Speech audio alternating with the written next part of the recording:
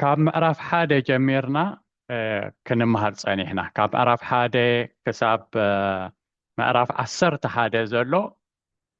እንታይ እዩ ምሂርና እንተኢልና ወይ ከዓ ንሮሜ ዝፀሓፈሎም ሐዋርያ ጳውሎስ እንታይ እዩ እንተኢልና እቲ ቀንዲ ትምህርቲ ወይ ከዓ እቲ ዶክትሪናል ዝኾነ እቲ ዝተገብረልና ዘፍልጥ ማንነትና ዘፍልጥ ኣምላኽ ምሳና ዘለዎ ሬሌሽን ዘፍልጥ ካበይ ኣበጊሱ ናበይ ከም ዘምፃና ዘርኢ ክሳብ ምዕራፍ 11 ርኢና ውድቋት ዝነበርና ብርእስና ምንም ተስፋ ዘይነበረና ኣህዛብ ከምኡ እውን እቶም ተስፋ ዝተዋህቦም ስርዓት ዝተዋህቦም ቃል ዝተዋህቦም ከዓኒ ክገብርዎ ዘይከኣል ስለ ዝተዋህቦም ንዑ ክገብርዎ ስለ ዘይከኣሉ ብኡ ክድሕኑ ኣይተኻእሎምን ንዕኦም ነቲኦም ዝተፀውዑ ህዝቢ ኣምላኽ ተባሂሎም ዝተሓረዩ ነቲ ካልእ ህዝቢ ንኩሉ ከዓኒ እግዚአብሔር ንሓደ ወዱ ከም ዝሃበ ብኡ ሌላን ጉሌላን ከም ዘየሎ ከም ዝሕጂ ከነንብቦ ፀንሐና ንኩሉ ከዓኒ ብፀጋ ምድሓን ከም ዝኾነ ከዓኒ ኣብ ምዕራፍ 3 ምሂርና ማለት እዩ ካብኡ እንዳቐፀለ ክሳብ ምዕራፍ 11 እቲ እግዚአብሔር ዝገበረልና ንዓና እቲ ናይ ምድሓን ፀጋ ብዛዕባ ሞት ብዛዕባ ሓጢኣት ኩሉ ኣምሂሩ ንሕና ግን ብፀጋ ከም ዝድሓና እግዚአብሔር ብፀጋ ከም ዘድሓነና ፅቡቅ ገይሩ ኣብኡ ወዲዩ ካብኡ ካብ ምዕራፍ 12 ዘሎ ክሳብ ምዕራፍ 15 ቁፅሪ 13 ብኣሞይ ዝረኣናዮ ከዓኒ ኩሉ ከዓኒ ኦኬይ እዚ ብኢየሱስ ክርስቶስ ብፀጋ ዝድሓነ ከመይ ይነብር ኣብ ናብርኡ ከመይ ይመላለስ ኣብ ምላሱ ከመይ ይመላለስ ንዝብል ከዓኒ እቲ ተግባራዊ ነገር ከዓኒ ኣብኡ ኣርኢና ማለት እዩ ከመይ ክንነብር ከም ዘለና ከም ንዝክሮ ምስ ዝተፈላለየ ምስ ኣሕዋት ከመይ ክንነብር ከም ዝግባኣና ብፍቅሪ ነቲኦም ርድኢት ኣለና ንብል ነቲኦም ገና ኣብ ርድኢት ዘይኣተው ክንስከሞም ከም ዘለና ክንፀዋወር ከም ዘለና እንደገና ከዓኒ ምስ ከባቢና ከመይ ክንነብር ከም ዝግባኣና ብዝተኻእለና መጠን ምስ ኩሉ ብሰላም ክንነብር እዩ ዝመኽረና ምስ ኩሉ ብሰላም ክንነብር ብኣና ወገን ብስመፅእ ምስ ኩሉ ብሰላም ክንነብር እንደገና ከዓኒ ምስ መመሓዳደርቲ ወይ ከዓ ምስ ገዛእቲ ከመይ ክንነብር ይግባኣና ንዝብል ከዓ ንዑ ከዓኒ ንዕኦም ከዓኒ ኣኽቢርና ነቲ ሕጊ ከነኽብር ከዓ ኣብኡ ይምዕደና ማለት እዩ ምክንያቱ ሕጊ ክህሉ እግዚኣብሔር ይደሊ እዩ ስርዓት ናይ ስርዓት ኣምላኽ እዩ ነቲ ስርዓት ዝገበረ እውን ንሱ እዩ ስለዚ ነቲ ስርዓታት ከዓ ከነኽብሮ ከም ዘለና ከዓ ኣብኡ የምህረና ማለት እዩ ከምኡ እንዳበለ ከምህረና ፀኒሑ ሕጂ ኣብ መወዳእታ ኣብዚ ሕጂ በፂሕናዮ ዘለና ተወዲዩ ማለት እዩ ኣብ ቁፅሪ 13 ምዕራፍ 15 ብኣምሆይ ዝረኣናዮ ኣብኡ ምስ ወድአ ሕጂ ብዛዕባ እቲ ጉዕዝኡ እዩ ሎም መዓልቲ ንሪኦ ንምንታይ እዩ ነዚ ፅሒፍዎ ሐዋርያ ጳውሎስ ነዚ መፅሓፍ እዚ ዝፀሓፈሉ ቀንዲ ምክንያት ነዚ ደብዳቤ ዝፀሓፈሉ ቀንዲ ምክንያት እንታይ እዩ ዝብል ካብ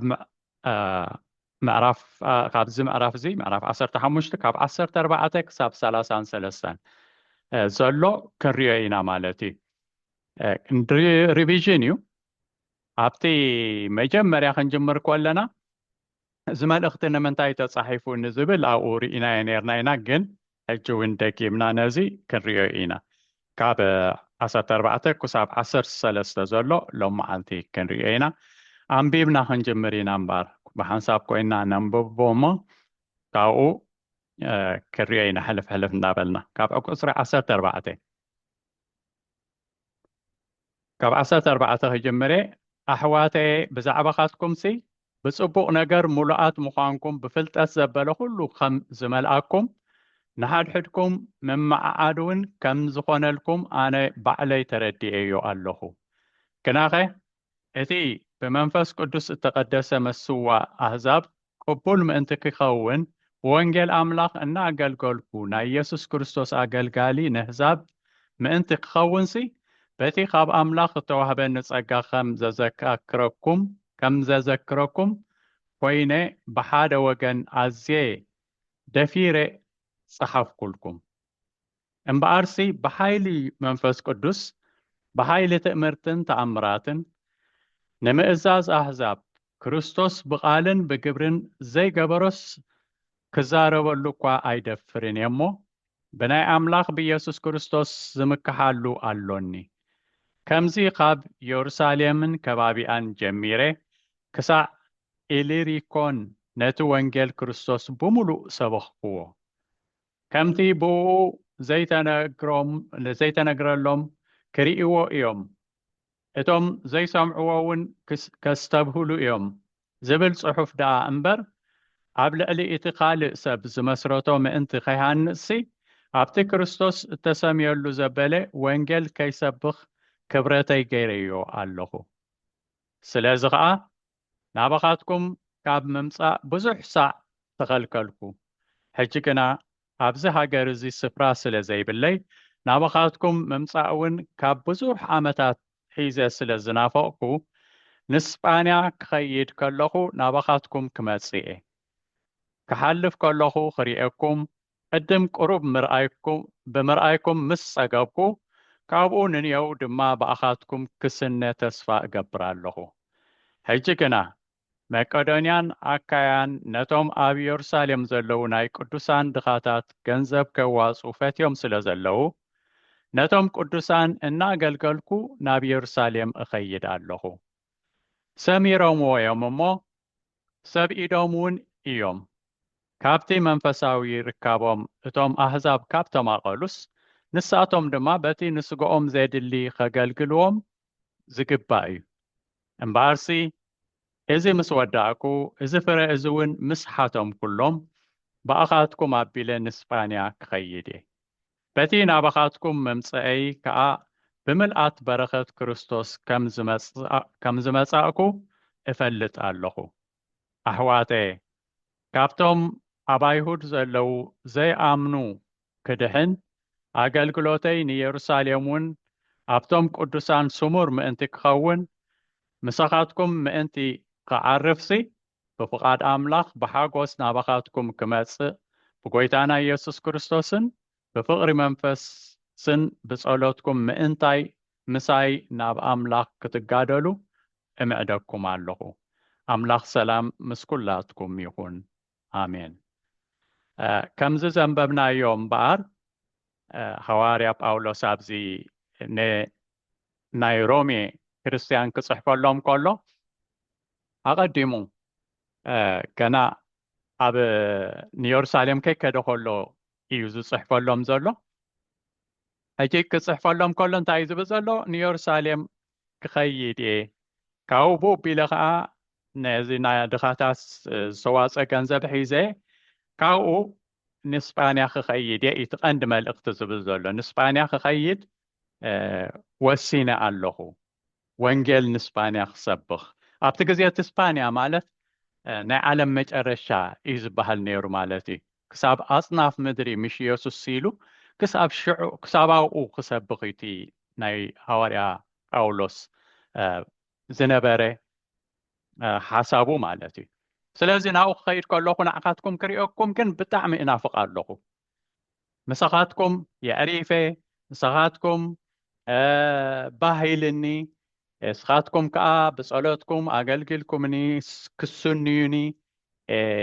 أحسب علىكم ويو بلاني إلو أقدموا يصدر لهم زلو حجز دبدب زمالتي سلازي أبزي إتزي صحف له مخنيات زرزر يصحف له مالتي أبزي نريو انت دارينا يا خوينا انت ايبل أقلقلوتو أبتي نقلقلوتو أبزي يتقصي انت ايبل أبسلستا يزخفلو زحالفة حجي نزمت ان انتاي كمزي أقلقل إيو زرئينا مالتي أبكسر 10 ساعات تشعات مبارسي بحايل بمنفس قدس بحايل تأمرتن تأمراتن نمئزاز أحزاب كريستوس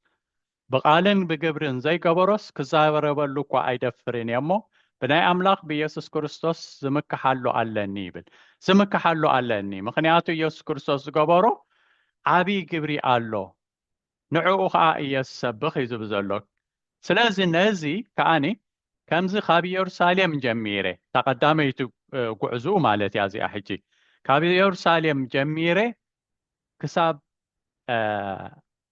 كابي يرساليم كبابي آن مالتي قصا اللي ريكون نتو انجيل كريستوس بملؤ سبخ قويب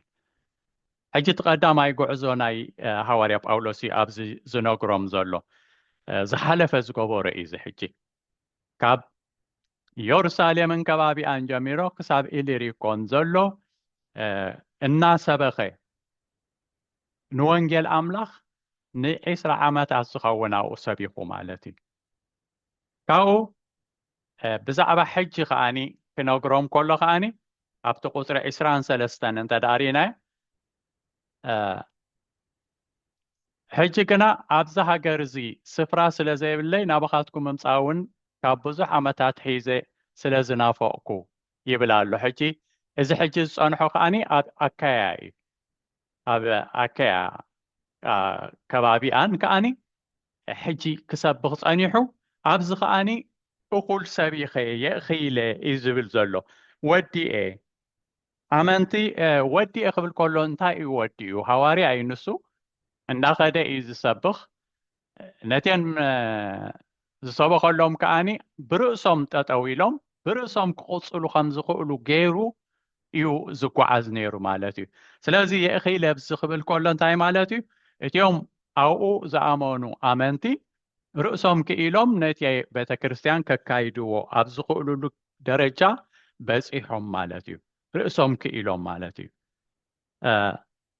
شعو ساعتهم كأني كابت زواز وخان انتاي جيرهم نتيوم وهبة تواسيهم نتيوم أبي يرساليم زلو دخاتات نعوهم زخون مسوات تواسيهم كأني نعو هيبامو نعو هيزو نيرساليم يخي أبزخادلو كزيئيو ناز دبدابيت صحيفلو مالتي زحج زلو نزمت خي انتايو انتاي لها أبتي إسران أربعة كم زولو زلو نسبانيا كخيد كاللغو نابخاتكم كمتسيئي حجي إزي زمت قعزيو سالساي قعزو إزي كحالف كاللغو خريئوكم قدم قروب بمرأيكم مس أقابكم كاوونن يودما بأخاتكم كسنة تسفى قبرالله مسؤوم صنيحو أو مسؤوم عريفو نسوم تي إنه من قد زخون هيبهم منفساو نقرص اليوم كأخفانو كأني يمخرم الله أقدمو ينقرم الله كابتز قرمنا نقر حدا انتاي حواريا باولوس نزيا بيت كريستيان زيا نسو خمزي مسرطان رئينا ينا مجمريا جن أبزخ صحفة لهم كله جن لك كم مسؤوب زنبرة يزو صحفة لهم زلوا نمن تاي انت إلنا بخلي تسأل عينة كريئة لنا خلينا هذا كم تمجمر يا زبالو بيسوس كريستوس نهزا بحواري أخوينو 5 شومي سلازي أبزاناي رومي زلا بيت كريستيان كابا حزاب زموصون كابا يهود زموصون بحنساب زقلقلو لا بيت كريستيان يا مالتي سلازي نايزيኦም كأصور አለዎ ናይዞም አሕዛብ كأصور አለዎ ስለዚ ናይዛ ቤተ ክርስቲያን እዚኣ ከዓ ጾር ኣለኒ እዩ ዝብል ዘሎ ዋላ እኳ እሱ ተዘይመስረታ ጾር ኣለዎ ዳሕራይ ከዓ ኣብቲ ዝቕፅል ክንሪኦ ኢና ኣብ ሰላምታ ኣብ ምዕራፍ 16 ንብዙሓት ብሽም እንዳፀውዐ ሰላምታ ስለ ዝህብ ብዙሕ ግዜ እቲኦም ናይ መፅሓፍ ቅዱስ መፅናዕቲ ዝገብሩ እሞ ቅድም ይፈልጦም እዩ ዝብል ክስታይ ብልዮም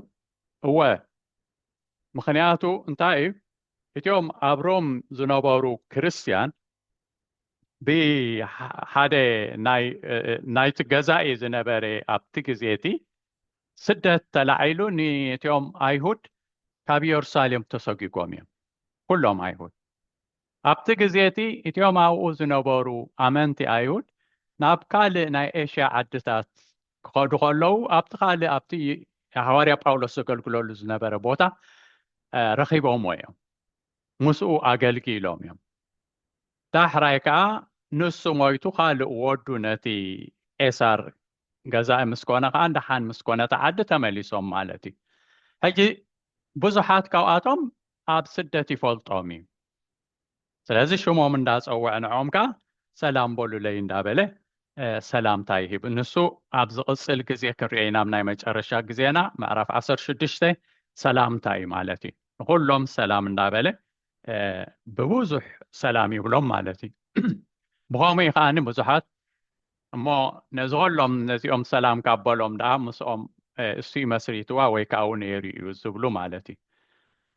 ግን እቲ ከይዝ ግን ንሳቶም እዮም ተሰዲዶም ንዕኡ ረኺቦሞ ማለት እዩ ተመሊሶም ከዓ ናብታ ቤተክርስትያን መፅኦም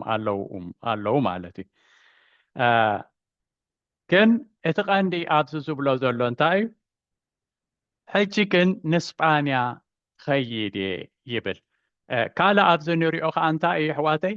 እቲ ህያብ ምሃብ እቲ ህያብ ምሃብ ኣብ እታ ናይ ሃዋርያዊት ቤተክርስትያን ዝነበረ እዩ ናይ ፍትዋት ውህበት ማለት እዩ ብፍታውካ እትህቦ ምሃብ ነቲኦም ካልኦት ወገንካ ነቲኦም ቅዱሳን ተጸገሙ ከዓኒ ዝወሃብ ዝነበረ ህያብ ከምዚ ንሪኦ ዘለና ሕጂ ኣብዚኦም ኣዋፂኦም ነቲኦም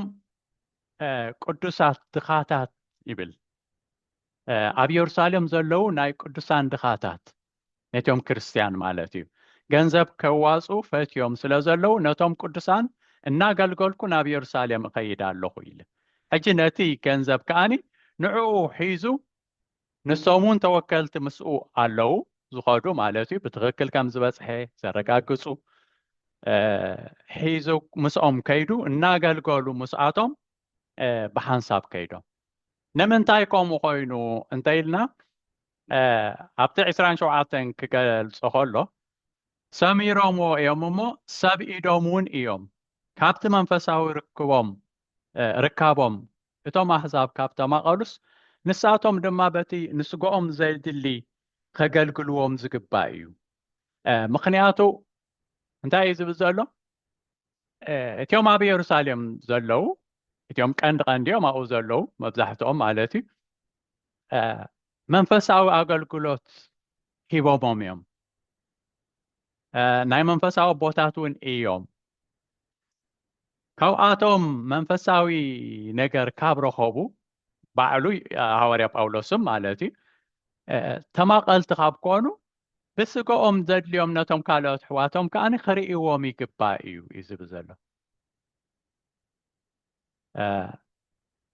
ድሕሪ ኣብቲ 28 እምበኣርሲ እዚ ምስ ወዳእኩ እዚ ፍረዝ እውን ምስሓቶም ኩሎም በኣኻትኩም ኣቢለ ንስጳንያ እኸይድ ኣለኹ እዚኣ ምስሓቶም ኩሎም ትብል እንተዳሪእና እያ እንታይ እዩ እንታይ ደኣ ኢልና እዚ ፍረ እዚ ፍረ ኢልዎ ኣሎ ትሪኡ ኣለኹም ፍረ እዚ ፍረ እዚ ዝብሎ ዘሎ ነና እዩ ነቲ መሃብ እዩ እዚ ፍረ እዚ ዝብሎ ዘሎ ምክንያቱ ናይ ምንታይ ፍረ እዩ እዚ እንታይ ኢልና ናይቲ ብፀጋ ምድሓኖም ናይቲ ዕብየቶም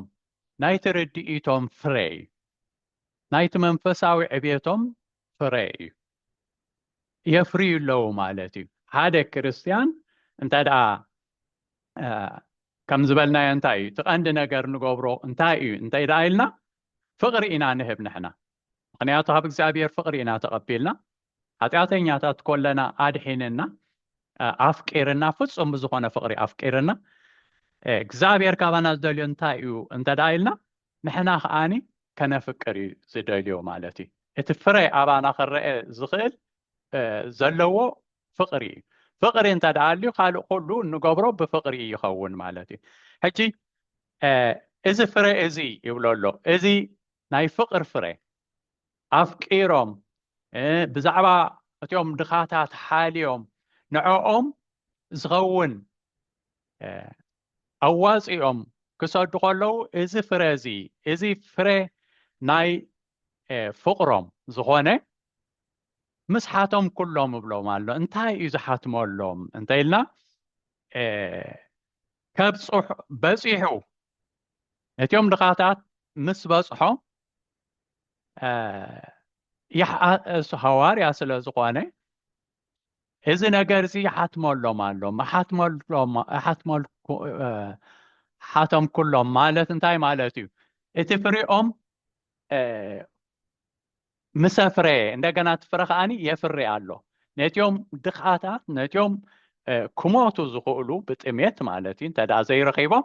نعم هيوتي زر الله مالتي سلازي اتفريقهم تحاتيمو مالتي انتاي مالتي ترقاقيسو تحاتيمو مالت ترقاقيسو نازم سرقاقوس كلهم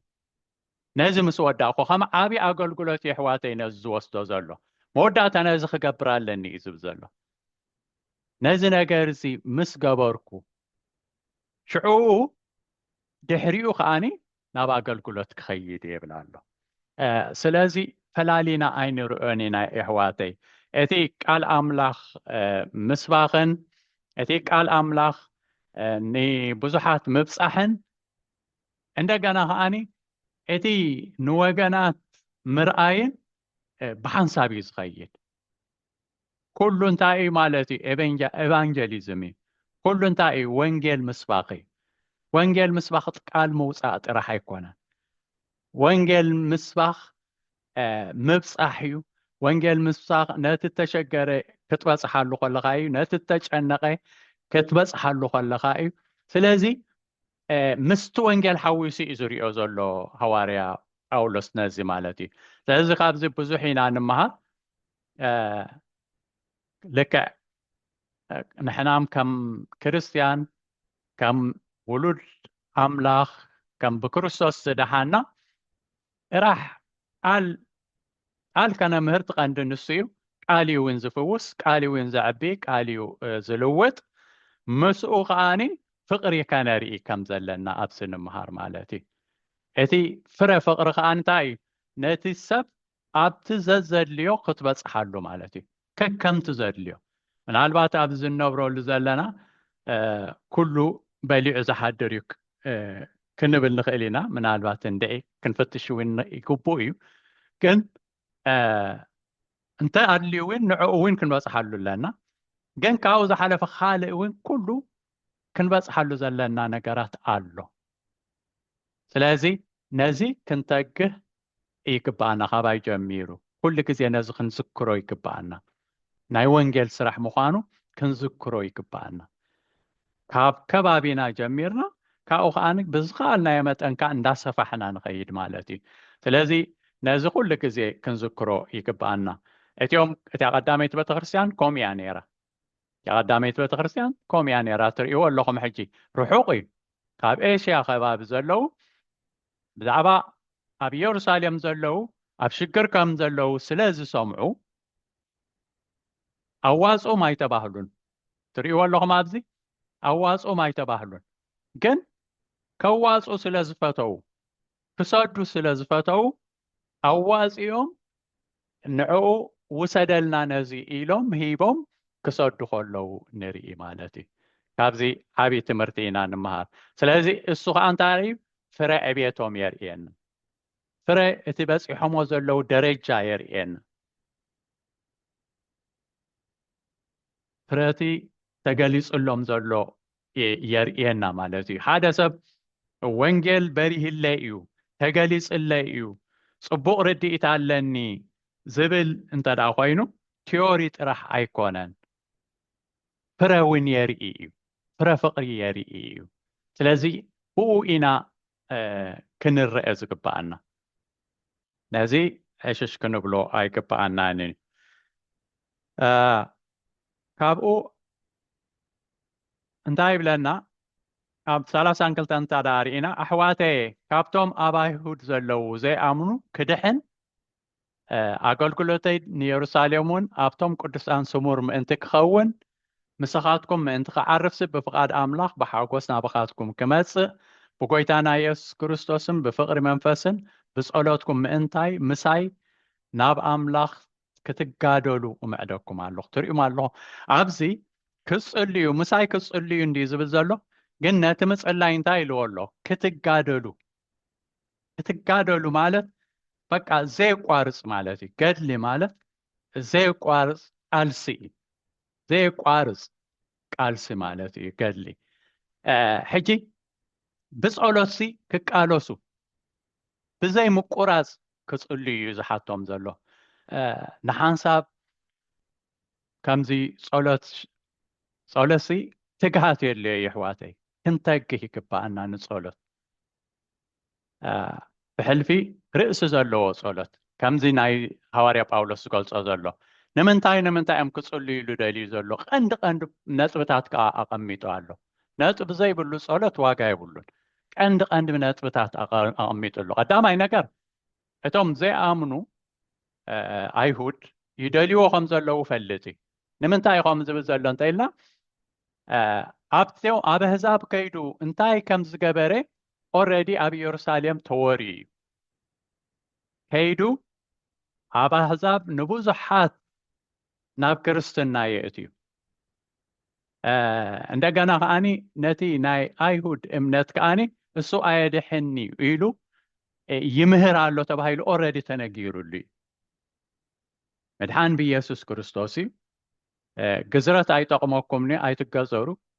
ግዝረት እንተኽገብሩ ብግዝረት መድሓን የለን ይብል እዩ ንአይሁድ ከዓ ዓብ ነገር እዩ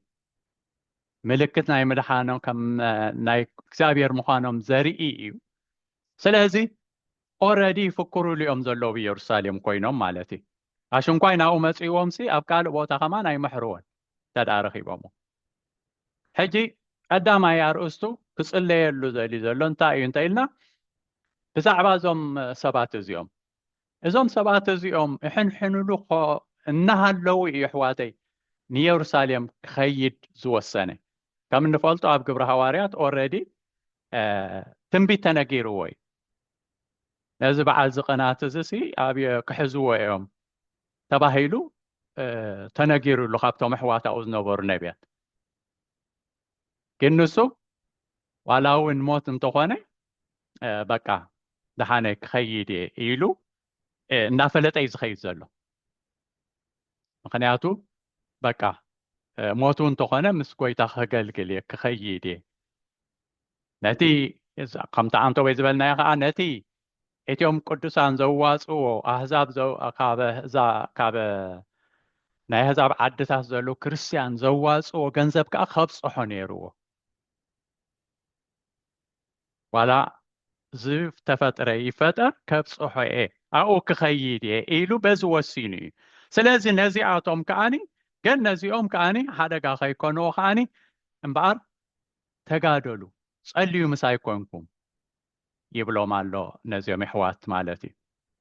ነዚኦም ኣብ ሮሜ ዘለዉ ይሕዋት ነዚ ደብዳቤ ክፅሕፈሎም ከሎ ብዛዕባ እዚ ጸልዩ ኢለይ ከየቋረፅኩም ጸልዩ ኢለይ ይብሎም ኣሎ ካልእ እንደገና እቲ ኣገልግሎተይ ንኢየሩሳሌም ናብቶም ቅዱሳን ስሙር ምእንቲ ክኸውን ትርእዩ ኣለኹም እዚ ኣገልግሎተይ ዝብሎም ዘሎ እዚ ናብ ቅዱሳን ዝኸይድ ዘሎ ገንዘብ እቲ ዝተዋፅአ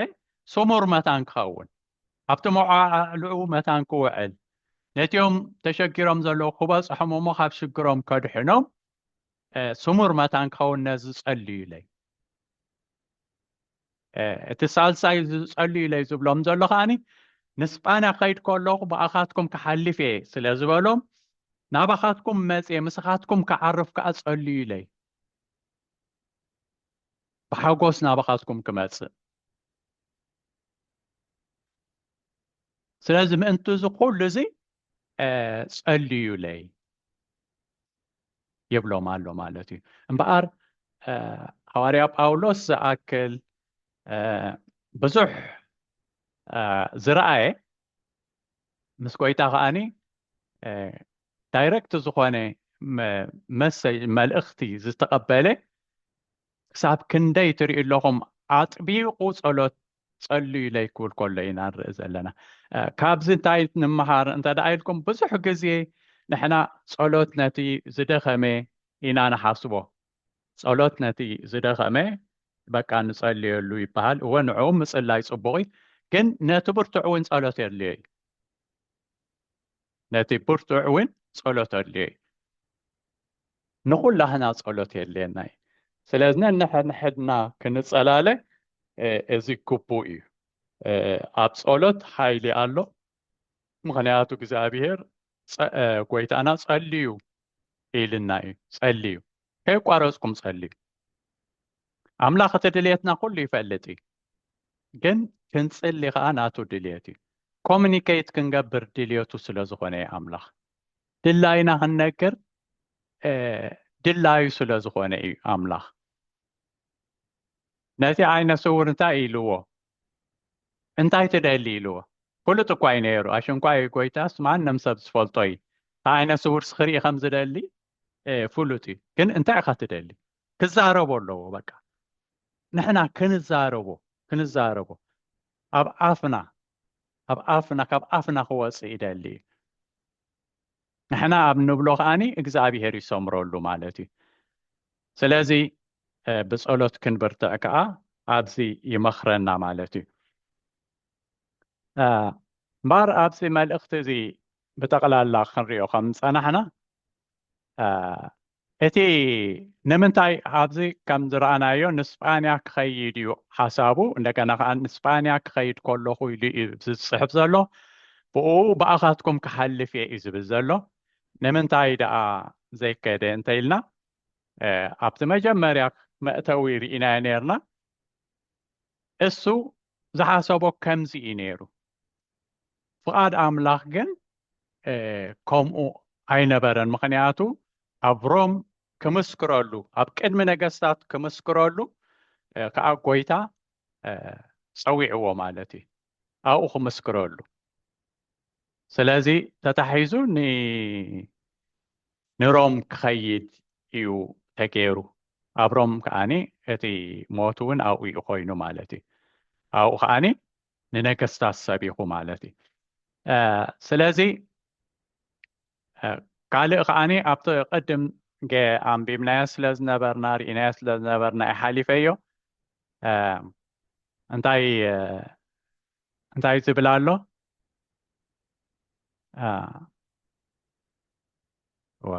ክሪአ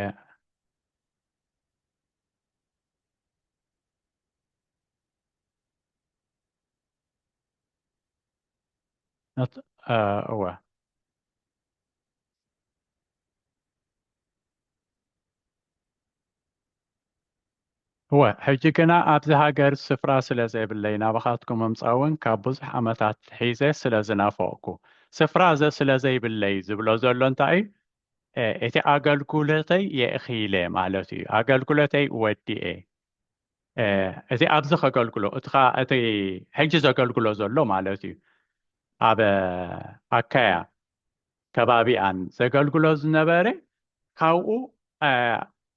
ወዲኤ ስለዝወድአ ናብ ርድኡ ስለ ዘብፅሖም ሕጂ ግን ናባኻትኩም ክመፅእ ተኸልኪለ ዝብል እውን ኣሎ ብዚ ስለዚ ከዓ ናባኻትኩም ካብ ምምፃእ ብዙሕ ሳዕ ተኸልከልኩ ይብል ኣብዚ ብዙሕ ግዜ ዝሓስብ ነይሩ ንሮምያ ክኸይድ እዚ ኣብቲ መጀመርያ ከም ዝረኣናዮ ንምንታይ እዩ ተኸልኪለ ዝብል ዘሎ እንተዳ ኢልና መን እዩ ከኸልኪልዎ እንታይ ኢልና ዝኸልከሎ ብዙሕ እዚ ኣስፊሕና ርኢናዮ ነርና ግን ናይ እግዚኣብሔር ፍቓድ እዩ እተኸልከሎ ናይ እግዚኣብሔር ፍቓድ እዩ ምክንያቱ ኤግዛምፕል እውን ርኢና ነርና ኣብ ግብረ ሃዋርያት ናብ ሓደ ቦታ ክኸዱ ናብ ኣገልግሎት ምስ ሓሰቡ መንፈስ ቅዱስ ከዓኒ ብኡ ከይንኸይድ ከልከለና ይብሉ እዩ መንፈስ ቅዱስ ጠጠው የብሎም ነይሩ ብምርሒት መንፈስ ቅዱስ እዮም ዝምርሑ ስለዚ ናብኡ ናብቲ ናይ ስጳንያ ንክኸይድ ኦልሬዲ ተኸልኪሉ እዩ ነይሩ ማለት እዩ ፍቓድ ኣምላኽ ናበይ እዩ ነይሩ እንታይ ኢልና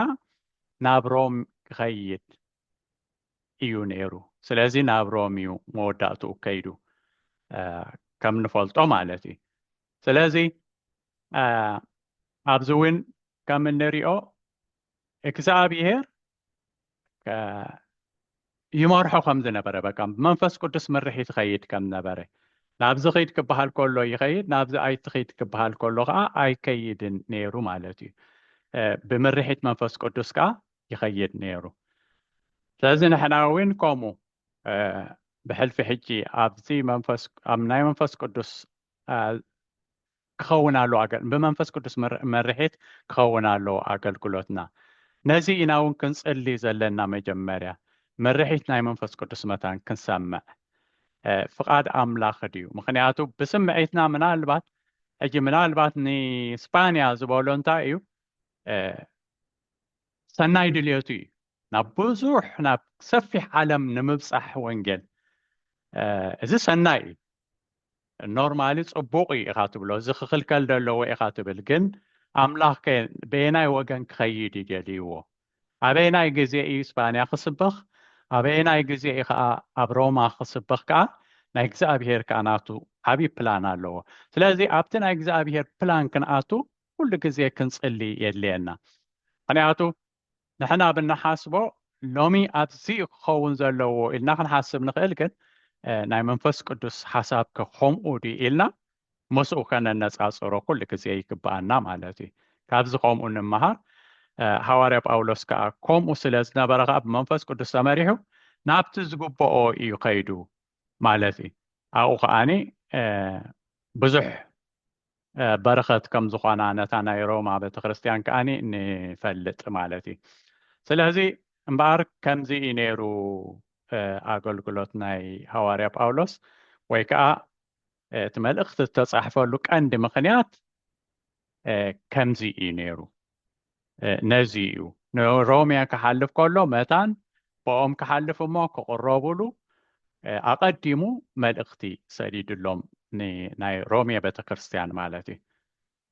ስለዚ በዚ ክንወዲ ኢና ንሎሚ ኣብዚ ክንወዲ ኢና ነቲ ተሪፍና ዘለኻ ኔክስት ዊክ ፍቓድ ኣምላኽ ኮይኑ ክንቀጽሎ ኢና